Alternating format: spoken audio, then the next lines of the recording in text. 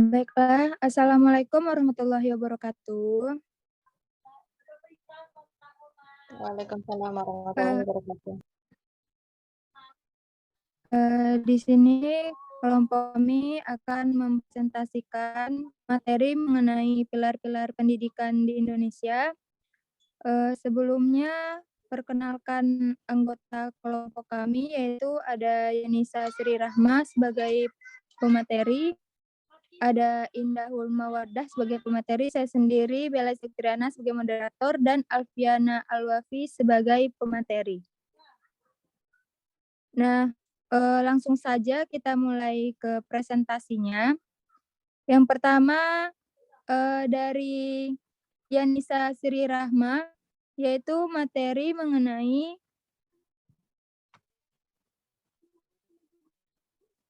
pilar-pilar pendidikan. Kepada Yanisa Sri Rahma dipersilahkan.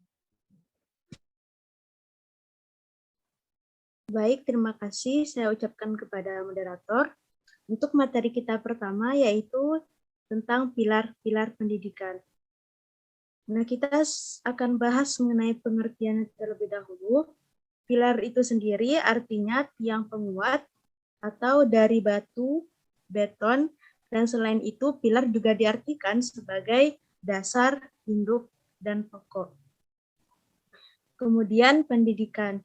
Nah, pendidikan adalah setiap usaha, pengaruh, perlindungan, dan bantuan yang diberikan kepada anak didik yang bertujuan pada pendewasaan anak itu. Untuk pengertian atau definisi pilar, itu merupakan penopang atau penyangga dalam sebuah bangunan yang membuat bangunan itu dapat berdiri dengan kukuh. Sehingga pengertian dari pilar pendidikan adalah tiang atau penunjang dari suatu kegiatan usaha, pengaruh, perlindungan, dan bantuan yang akan diberikan kepada anak didik yang bertujuan untuk pendewasaan anak. Jadi, sistem pendidikan juga memerlukan pilar yang akan menyangga sistem pendidikan yang dilaksanakan agar pendidikan tersebut dapat berjalan dengan baik dalam mencapai tujuan pendidikan. Selanjutnya, di sini kita dapat melihat bahwa ternyata pilar pendidikan itu terdiri dari beberapa jenis. Nah, yang pertama ada learning to know. Pendidikan pada hakikatnya merupakan usaha untuk mencari agar mengetahui informasi yang dibutuhkan dan berguna bagi kehidupan. Belajar untuk mengetahui atau learning to know berkaitan dengan perolehan, penguasaan, dan pemanfaatan pengetahuan. Belajar untuk mengetahui berimplikasi terhadap diakomodasikannya konsep belajar tentang bagaimana belajar atau learning how to learn dengan mengembangkan seluruh potensi, konsentrasi pembelajar, keterampilan minat, dan kecakapan untuk berpikir. Sekian dari saya kembalikan ke moderator. Baiklah, terima kasih kepada Yanisa Sri Rahma. Selanjutnya, materi mengenai learning to do yang akan disampaikan oleh Indahul Mawardah. Kepada Indahul Mawardah Baiklah, saya akan menjelaskan mengenai materi learning to do. Konsep learning to do terkait bagaimana kita mengadaptasi pendidikan sehingga mampu membekali siswa bekerja untuk mengisi berbagai jenis lowongan pekerjaan di masa depan. Dalam hal ini, pendidikan diharapkan mampu menyiapkan siswa berkaitan dengan dua hal. Pertama, berhubungan dengan ekonomi industri, di mana para pekerja memperoleh upah dari pekerjaannya. Kedua, suatu usaha yang kita kenal sebagai wirausaha. Para lulusan sekolah menyiapkan jenis pekerjaannya sendiri dan mengaji dirinya sendiri, yaitu self-employment. Belajar untuk bekerja, learning to do adalah belajar atau berlatih menguasai keterampilan dan kompetensi kerja.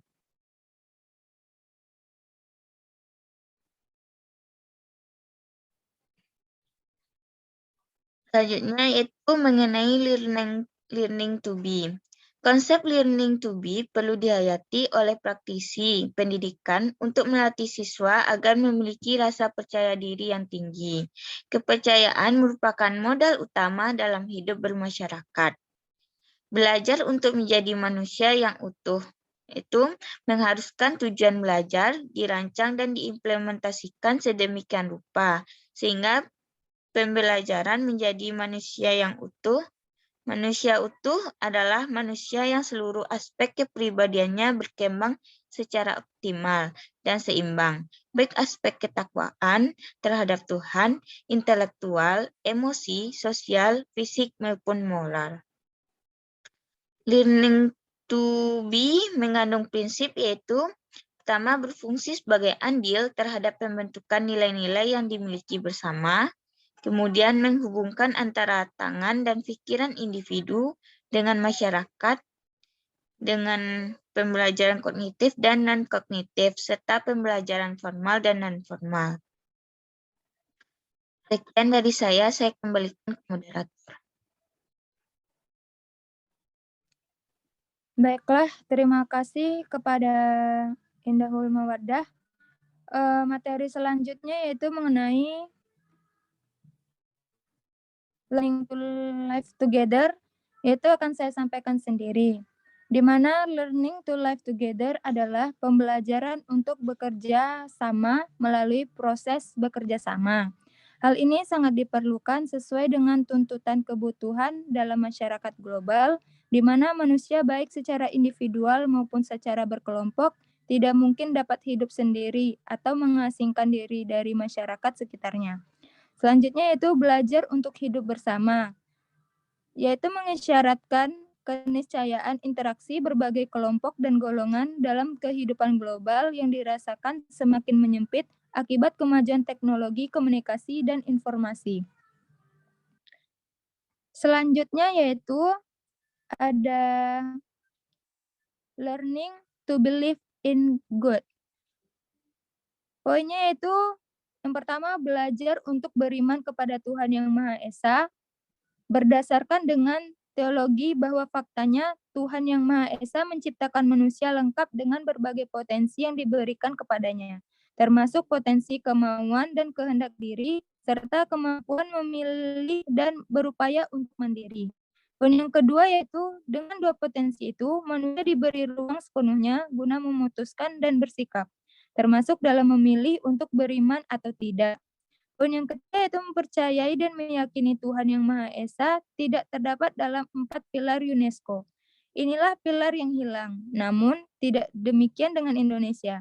Indonesia merupakan negara ketuhanan yang menjunjung tinggi nilai keagamaan, dan oleh karena itu, pilar ini dimasukkan ke dalam pilar belajar di Indonesia.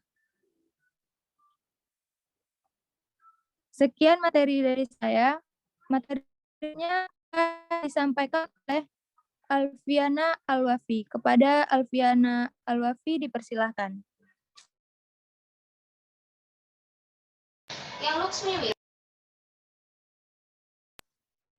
Baiklah, terima kasih moderator. Materi selanjutnya yaitu implementasi pilar dalam praktek. Yang pertama itu learning to know. Dalam learning to know ini implementasinya guru juga berfungsi sebagai penyedia sumber belajar, fasilitator, pengelola, dan demonstran, serta pembimbing bagi murid-muridnya. Nah, maksudnya di sini, dalam mengimplementasikan learning to know ini sendiri, sebenarnya guru adalah pemeran yang sangat penting demi terwujudnya pilar pendidikan ini. Sebab guru gurulah yang akan membuat rancangan-rancangan pembelajaran yang dirasa tepat dan dapat meningkatkan kemampuan peserta didik. Guru juga berfungsi sebagai penyedia sumber belajar, fasilitator, pengelola, dan demonstran, serta pembimbing bagi murid-muridnya. Terlebih lagi, untuk anak kebutuhan khusus, maka guru harus menyiapkan setiap rancangan-rancangan pembelajaran untuk setiap anak agar dapat mengetahui hal-hal yang dapat mereka lakukan dan hal-hal yang harus mereka maksimalkan dalam mewujudkan anak berkebutuhan khusus yang siap terjun ke masyarakat melalui pendidikan. Yang kedua yaitu learning to do atau belajar untuk melakukan atau berkarya. Dalam pengimplementasiannya, learning to do adalah dengan memaksimalkan kemampuan dan keterampilan yang dimiliki setiap anak sesuai dengan minat bakatnya, agar dapat direalisasikan dalam kehidupan. Yang ketiga yaitu learning to be, atau belajar untuk menjadi seseorang. Dalam implementasiannya, learning to be ini guru juga memegang andil yang sangat penting sebagai penunjuk arah bagi setiap peserta didiknya, termasuk siswa yang berkebutuhan khusus. Guru harus membantu siswa dalam memaksimalkan bakat-bakat yang ada pada dirinya, agar dapat diwujudkan dan membantu mereka untuk menjadi sesuatu yang lebih baik dan lebih berarti dalam kehidupan. Yang keempat yaitu learning to live together, atau belajar untuk dapat hidup bersama. Dalam implementasinya, untuk murid, setiap guru memiliki peranan yang cukup besar dalam mengajarkan anak untuk dapat hidup dan tumbuh bersama dengan lingkungan masyarakat, berkat setiap hambatan yang mereka punya. Sebagaimana yang kita ketahui bahwa setiap anak-anak berkebutuhan khusus memiliki kebutuhan beragam dibanding anak-anak pada umumnya, sehingga perlu tenaga ekstra untuk membuat mereka berbaur dengan masyarakat. Baiklah, sekian materi saya kembalikan kepada moderator.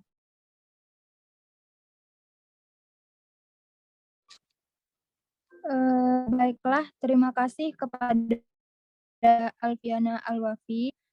Demikianlah dalam kami sampaikan. Jadi dapat disimpulkan bahwa pilar pendidikan adalah suatu usaha atau pengaruh perlindungan dan bantuan yang akan diberikan kepada anak didik yang bertujuan untuk pendewasaan anak. Jadi sebagai calon pendidik ini diharapkan mampu untuk memahami setiap macam-macam yang ada dalam pilar pendidikan agar mampu menciptakan generasi penerus yang mencintai tanah air. Sekian dari kelompok kami ucapkan terima kasih dan assalamualaikum warahmatullahi wabarakatuh.